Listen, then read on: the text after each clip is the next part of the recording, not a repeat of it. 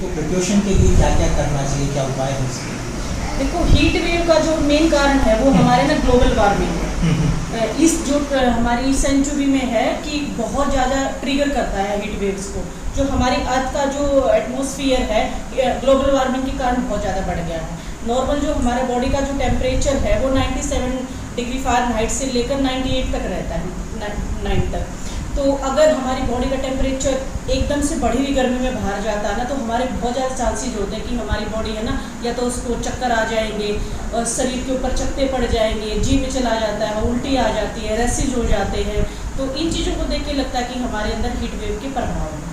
उसका घरेलू उपाय क्या है, कि क्या लगता है कि जल्दी से जल्दी वो ठीक हो जाए आयुर्वेदा के, उसमें किस तरह से देखते हैं?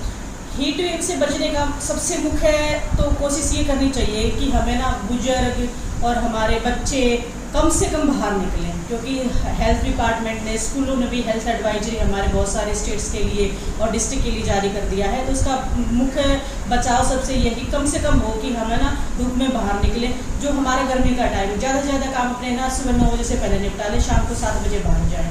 सबसे मेन बचने का उपाय ये है। फिर हमारी बॉडी में जब हीट अपने आप ज़्यादा बाहर जाते हैं तो जो पानी का जो अब्जॉर्प्शन है ना वो अपने आप कम हो जाता है। तो जैसे जो लोग एक्सरसाइज करते हैं, पसीना बाहर आता है, तो वो एक्सरसाइज करना कम करते हैं। और खाना ना सुपाच्य खाएं, ऐसा खाना खाएं कि जो जल्दी हजम हो जाए। लिक्विड डाइट उसमें ज़्यादा होनी चाहिए, जैसे घर में बनी हुई छाछ ले सकते हैं, नींबू पानी ले सकते हैं, हमारे यहाँ रबड़ी का बड़ा प्रचलन है वो ले सकते हैं।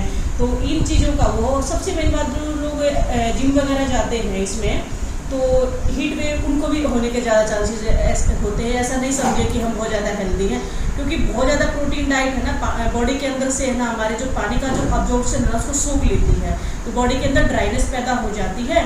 तो इसलिए भी हमारी डाइट भी इम्पोर्टेंट रहती है। फिर हम बात करते हैं कि हमें ना आयुर्वेदा के अकॉर्डिंग है ना, हमें क्या क्या बचाव हैं जो हमारे घर में ही रह के हम कर सकते हैं, डॉक्टर के पास हमें जाना ना पड़े। अगर आपको बहुत ज़्यादा क्रिटिकल सिम्टम बच्चे में या बुजुर्ग में किसी में देखने को मिलते हैं तो हमें तुरंत डॉक्टर को जाना चाहिए इमरजेंसी कंडीशन को लेकर। बचाव के पक्ष से ये है कि सबसे पहले मैं कहूँगी कि घर में, हमारे यहाँ हरियाणा में सबके घरों में छाछ बनती है, तो खूब सारा छाछ का प्रयोग करें, नारियल पानी पिए। और ये मैं बताना चाहूँगी, ये जो बेल है ये हमारे यहाँ पे उत्तर भारत में खूब देखने को मिलता है इस मौसम में।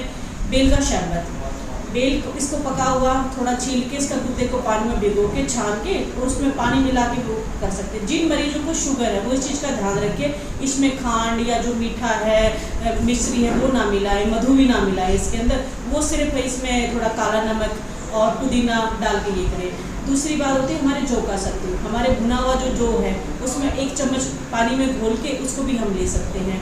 तरबूज है बच्चों के लिए, बच्चों को बाहर से जूस ना लेके आए, तरबूज को ये घर में मैश करें, उसको हम पानी की फॉर्म में डाल के बच्चों को दें। बच्चे को अगर लूज मोशन वगैरह हो जाता है तो ORS का घोल बार-बार पिलाएं।